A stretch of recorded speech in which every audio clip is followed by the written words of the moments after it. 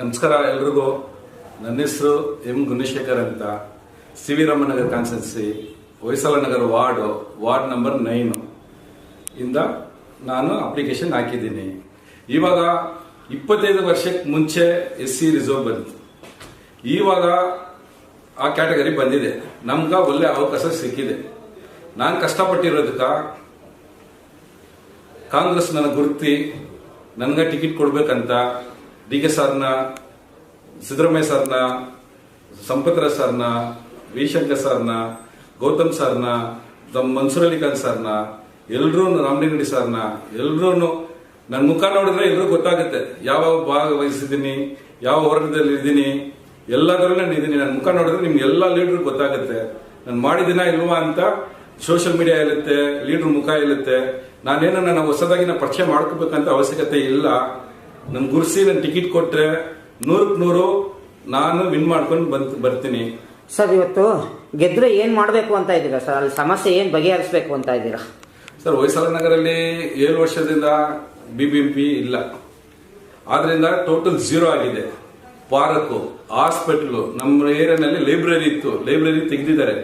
Library ಕಟ್ಟಿಸ್ಬೇಕು. Education main important ಕೊಡಬೇಕು. Neatness main important ಕೊಡಬೇಕು.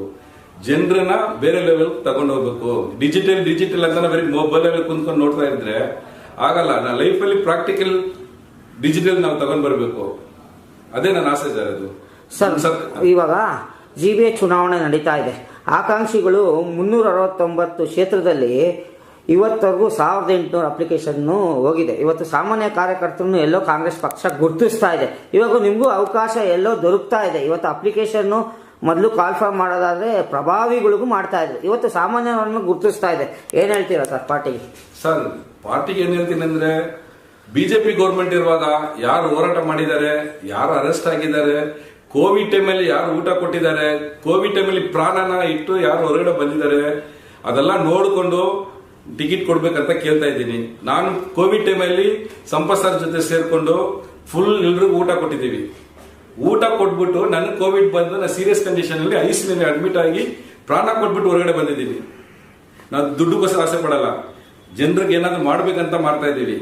ಪ್ರಾಣನ ಇಟ್ಟುಬಿಟ್ಟು ಬಂದಿದ್ದೀನಿ.